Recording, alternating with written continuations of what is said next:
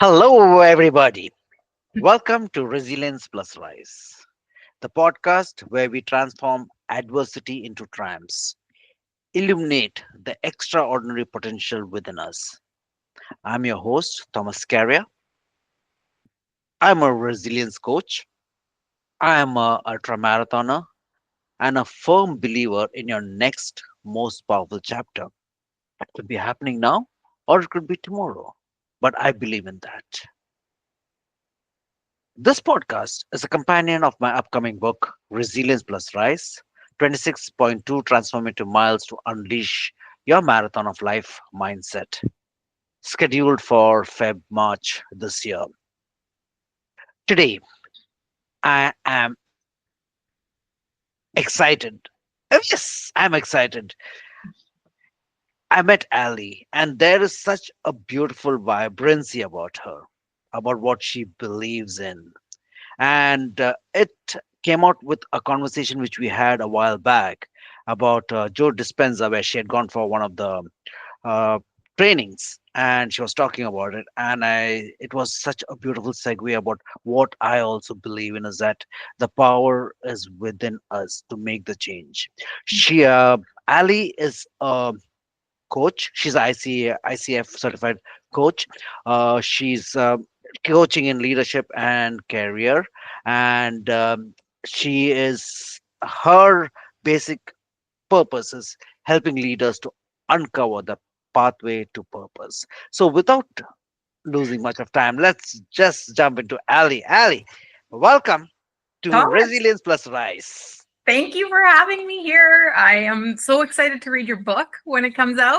I can't remember if we talked about this or not, but my husband is a competitive marathon runner too. He's ran many ultras, and so running has been like a big part of my life too. And so I'm really excited to see how you've written this book and how you shaped it up. Perfect. I will talk to you at some point of time about what it means. But I'm not a competitive. I just have the competition with my own self.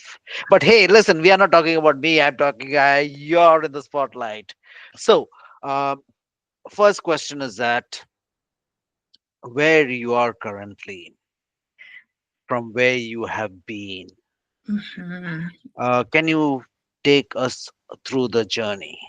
Sure. Yeah, I think, when I saw what you were talking about in these conversations you were having with people, I was really moved because so many of us have had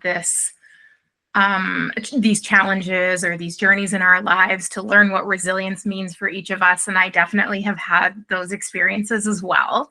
And it's interesting because in the moment it's hard, right? And you're like, oh my God, how did I get here? How am I going to get through this? And then when we find our way through, there's this moment when we look back and we say, I wouldn't be who I am without this challenge, without the ability to build this resilience in my life, without the ability to move through this struggle. And so, basically, what's kind of brought me here to now with you Hmm. it was a really big experience with my husband. So I was a partner with the Original Joe's restaurant group. So you have Original Joe's in Vancouver. Oh, Um, okay. yeah. Good to And so know. we're Alberta, like northern Alberta. And so we had 17 units at our highest point kind of under our belt. And it was an incredible career. My husband and I ran the organization. We had about 550 team members at our highest point, and it was amazing. And I would have said I was in my purpose. I was in my place. I was developing leaders. It was incredible.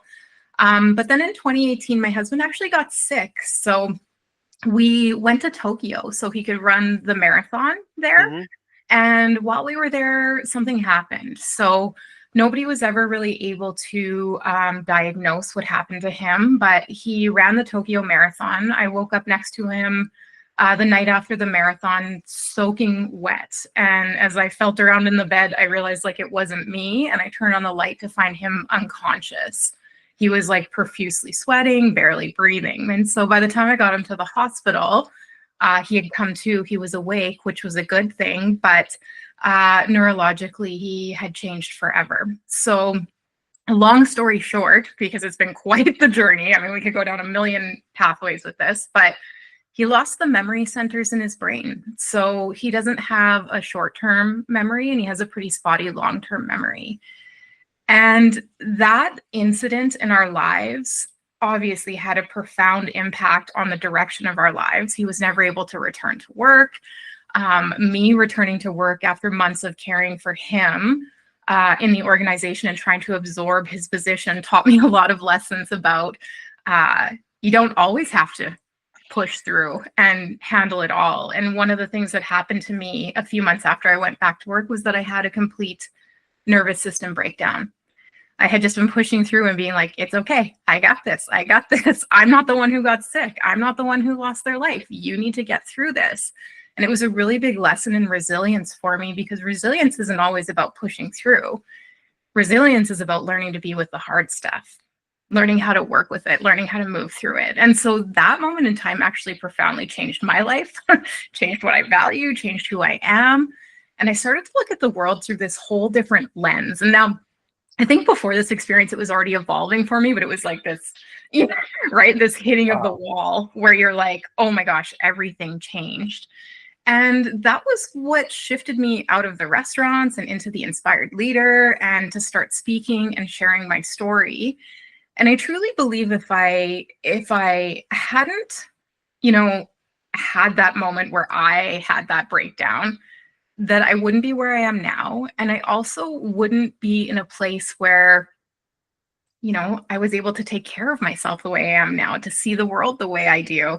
And so when I talk about that infraction point with things in our lives and building resilience, the ability to get through it to the other side and turn around and look back, I think is just so powerful. And I hope to share with people that even though there's hard times in our lives, we can get through them. We can move through them with grace, and we can figure out ways to come out the other side an even more evolved version, authentic version of ourselves. 7 years counting, Mhm. and that changed you. So, guys, when we just this when I'm just met Ali, and what you all can see is that there's such a sense of calmness. Such a sense of joy, and this podcast just came out of the blue. She knows it. I know it. It was not, and of course, none of my podcasts have been scripted. We talk about resilience. We talk about, like I say, resilience plus rise, which means is that okay, we are all resilient, but then continuing with the lessons what we have learned and get back stronger. That's what resilience rise is all about, or what I call it as the marathon of life mindset. You changed. You are a caregiver, but it's like opening doors. By just opening a door, it doesn't mean that your mindset also changes. Mhm. It Mhm. doesn't change overnight. No. So having a 7 figure or 8 figure set of outlets under you, and then changing to be a inspired leader, or I believe one of the elements which I just heard, though you have not mentioned, is a lot about empathy. That you felt the pain and you realize that other people got to hear it and learn from it and grow from it. So if you could, Ali, if you could just tell me again, since this is just a half an hour talk, I know this can go for an hour plus, but what were the, now you mentioned about your husband, and one of the things which just came on my mind is I hope my wife does not see this podcast, because it is, let's just say, don't ever think about going for another run. But you know what, life happens anytime, Mhm. For sure. anytime it happens.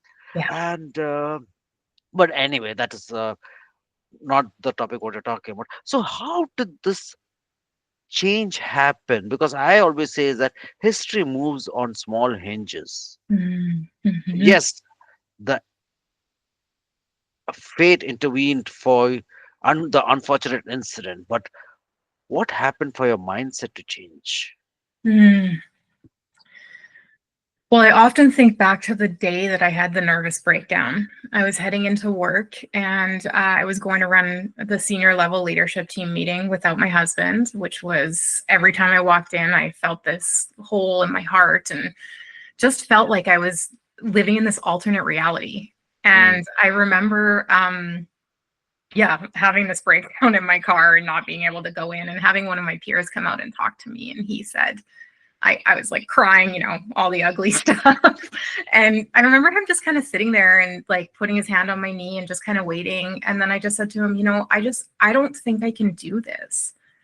And his response was so profound because I hadn't even thought that it would be possible. But he said, that's okay. And it was kind of in that moment, I think, where I really started to shift. And I remember not working that day. He was like, go, I got this for you. And I didn't go home because I couldn't go home because I would have to take care of my husband. And I knew I had to take care of myself. And at that point, I had his parents taking care of him during the day so I could go to work. It was this whole thing, right? So it was full on. And so I went to my sister's and I remember I went in her basement and I laid on her couch and I cried for like 4 hours. And then I fell asleep. I feel like I probably hadn't even slept in months. And then I woke up and I remember sitting up and kind of being like, okay, right? And like, oh my gosh, like what happened today? And then like kind of closing my eyes, taking a breath, and feeling my nervous system start to reset. And I had been living in such high fight or flight for that last like 3 or 4 months since that incident had happened, like day and night. And just that like tiny moment of like, oh, there's still calm in this. I can still find it was like the door mhm. that opened. And my brain in that moment was able to be like, if you want to figure this out, you're going to have to first take care of yourself. And so that sent me on a crazy journey. I became a meditation teacher. I got certified in heart math. I've done 120 hours of studying on MSBR, polyvagal theory, you name it. Like I've got all the, this brain is full because I needed to know how to take care of myself. And then I started putting these practices into play for myself. And the resulting effect has been incredible. And we were talking about Dispenza, but Dispenza was kind of like the icing on the cake this year, getting to have that experience and really tapping into me and staying connected. And I think the more we can stay connected, our world is so external, right? Like everything is happening around us all the time. There's things trying to get in, but really our reality is created inside. It's created in our heart. It's created in the vibration that we're putting out. And if we can connect with that, even for 10 minutes a day, the profound effect that has on the reality that we create around us is just, well, to me, it's unimaginable. Because I think about when that incident happened with Chris and how dark my life was and how angry I was. So angry, Thomas. I was pissed. 38 years old, epitome of health, and our whole life is like torn out from under us. And I was angry and it took me time to get through that. But now I look at it and I think, oh my gosh, finding the way back to me has been one of the most powerful journeys I've ever been on. And like I smile thinking about it because I'm just so grateful. I'm so grateful for all of it. And I wouldn't trade any of it for anything. Would I love my husband to be better? Of course. But this journey has shaped me as a woman profoundly for the rest of my life. So I don't know if that fully answered your question. It does, and of course, there are many questions that comes up. But I know for the audience that's viewing this one, the first question which has come up, which is superseding all the other questions, how is Chris now? Yeah, so he's the same. So he never recovered. Yeah, it was quite the journey. So, like I said, it was never diagnosed. So when we got to the hospital in Tokyo, they ran all the tests on him, like everything. Couldn't find anything wrong with him. He tested positive for the flu. 2018, nobody cared. And when we got back to, so they were like, go home, like get on a plane, go home. And when we got back to Canada, um, because they didn't feel like he was in life-threatening danger, Mm, they wouldn't admit him to the hospital. And so by the time he was finally seen by a neurologist, that window of brain injury was closing. And yeah, and just kind of misdiagnosed and sent on our way. And so yeah, it's a really sad story. there's also something really beautiful in it too. I mean, Chris has found things in his life at this point that he would have never found if this hadn't happened. Like, he's a crazy artist. He's writing a book, like things that he would have never done before. And so, while his journey is definitely a lot longer than mine and he's got a lot more to work through, um, I'm starting to see the glimmers or the sparks of light coming out for him at this point in his life. And he's starting to find what his new path will be too. So, yeah, but I think the memory thing will be a forever thing for us at this point, and it's part of how we live, and it's one of those challenges that we face in our lives, and we work with it together. So, Wow. Guys, I don't know if this has, if you have gone through it and it has impacted you, but it has impacted me. In fact, when you were talking about what Chris is still being challenged, that's the way I s- changed my narrative, that he's still being challenged. What was going on in my mind? I'm sorry, but then suddenly, when I realize what you're saying, the gifts that has come up, I feel that super amazing. And this reminds me of one of my close friends who I had on the podcast few little more than few weeks back. Uh, she's a stage 4 cancer, mhm. and at one point of time, I said, "You're a survivor." She said, "What survivor? I'm thriving on it. I've realized what life is all about. Yeah. Yes, I've got the pains, I've got the chemo still going every 3 weeks and things like that. But I'm finding so much of joy in everyday living. I see the difference for me in this human body.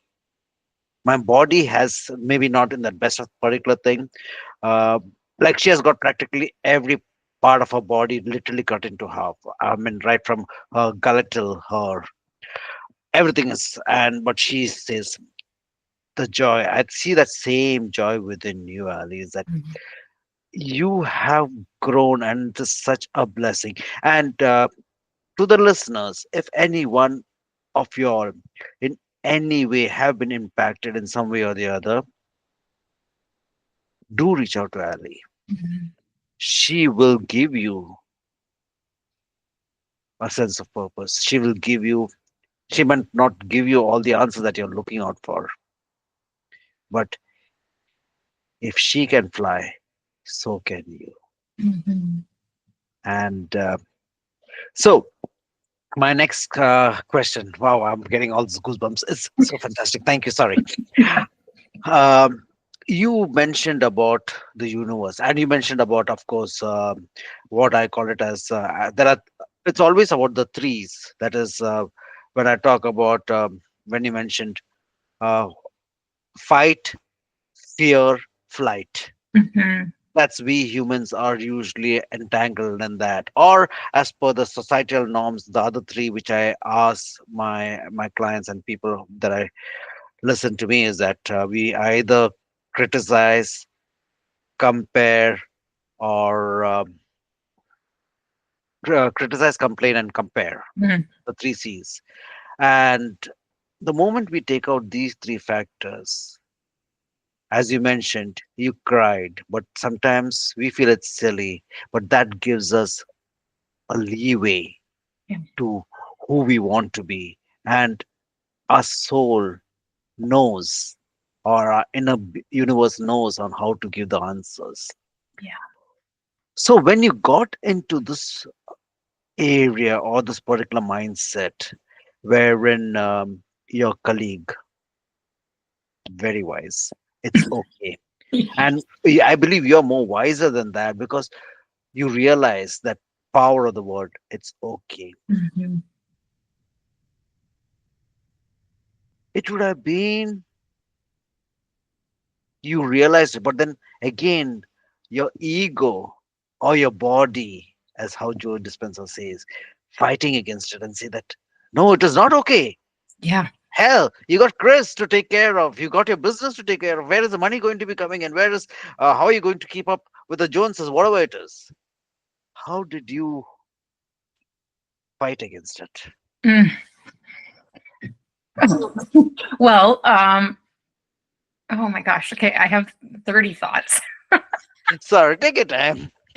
So, okay, first I just want to go back to what you were saying about, your friend with the cancer. I've actually come to believe that those of us who have these experiences in our lives are usually the lucky ones. Society looks at us like, oh my gosh, I can't believe that happened to you. That's so terrible. I feel so sorry for you. But we're forced to reckon. We're forced to look. We're forced to make decisions. Now, do we all make the decision to kind of go inside and move forward? No.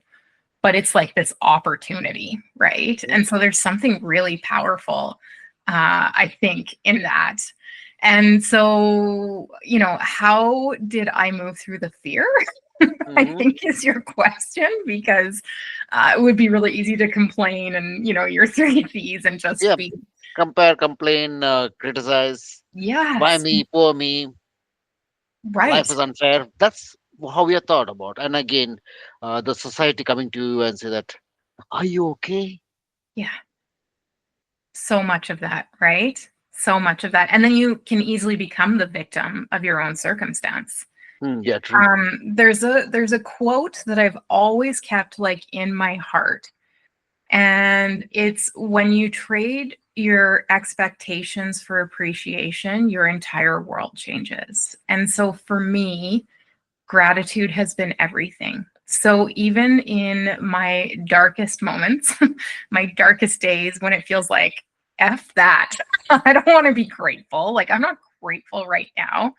I've always conditioned my mind to ask myself, what is the beauty in today? What can I be grateful for? Even if it's just the light out of the window, if it's my dog down here snoring, he's snoring beside me. If it's right, or maybe it's something bigger. Maybe I had this crazy experience with you today, and whatever it is. But by working with my mind and training my mind to see the beauty in the world and be grateful for it, it changes the lens through which you see the world. There's a sign behind me. I'll just pull this up a little bit, but it says, people make the world beautiful. And that really, before Chris got sick, even, that was what we subscribed to in our company. That was like our mantra. That's what we were like, this is why we do this. This is why we run these restaurants. This is why we bring these people in. This is why we employ these people. This is why we create this experience for guests coming in. And I just never forgot it. And has it always been easy? No. Have there been times I haven't done it? For sure. But when I do, and when I remember, my life is so much better for it. And so, um, yeah, it's really, really powerful, and it's very simple. This word simple is, at times, I would say, such a misnomer. Mm. Because it just took me back to last evening. I've just gone back to relearning how to swim.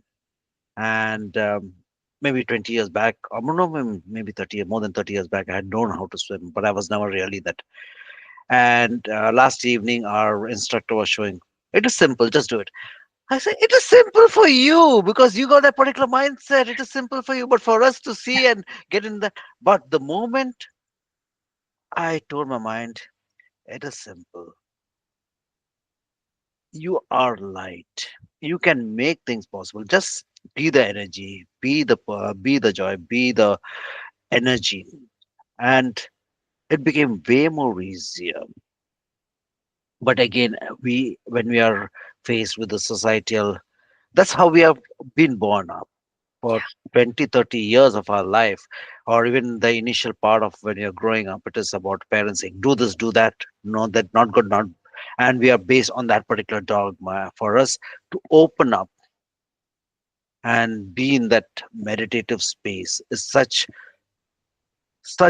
a blessing. Sometimes I look at, there used to be this comic called as Dennis the Menace. I Okay, remember. You okay? You remember? It's been an old one. And whenever Dennis used to do something which was crazy, his mother would tell, "Go and sit down on that Dennis chair," and he would have to sit down. And sometimes when I look at it, actually, that should be good for kids because they get that moment of just being there, quiet for that particular space of time, which will allow them to grow also. Yeah. But we see it more as a punishment. The kids, and today's environment says that, oh, if your parents are doing that, not good. Yeah. Where's your freedom gone? Anyway, that's a different topic. Sorry. That's okay. When you look at your journey, and what I know is that you're still growing. Mhm. If I look into, let's say, if there were around five thoughts that comes to your mind from Ali, who went before the Tokyo Marathon, and Ali of now, what were the five key steps that allowed you to be the persona that you are? Mm. Well, I already talked about this, but number one, allowing myself to be not okay, to be like, Mhm. it's okay that I'm not okay. And this is where I'm at. I think another step was understanding that everything is always in flux. So when we are in something hard, it can feel like forever, but the world is constantly changing around us. And so anchoring into that helped me move through the challenges in my life. I think another thing was getting back to a place where I believed in myself and my life, and the possibilities that existed around me. And so moving through, it's almost like this moving through, you might call it stages of grief or change, but getting to this place of possibility and belief. And then, I would probably only actually say four for me, but after that, it was like, no more fear. No more fear. Now I believe. Now I know I can get through this. I can get through whatever life's going to throw at me. I'm not saying it's not going to be hard, but what I am saying is that I believe in myself. I'm betting on myself, and I'm going to go out and create a life for myself that when I'm 90 and I sit down on my rocking chair of life, I always talk about that. I can look back and be like, oh man, I took all the risks. It was so fun. Some things were colossal failures, some things were total successes. I had the best experiences, and I don't regret a moment of it. And that's my goal. And that's my goal, to help other people achieve that in their life too. And I think that's your goal too. Yeah. Could you just repeat that statement about the philosophy or the quote that helps you to, that inspires you? You had mentioned Oh, previously. when you trade your expectations for appreciations, your entire world changes. I actually heard it from Tony Robbins like way back in the day. And I was like, oh, I remember when I heard it, I was like, oh, that's interesting. You know, when it kind of hits you. And then I was like, oh, that's so true. That is so true.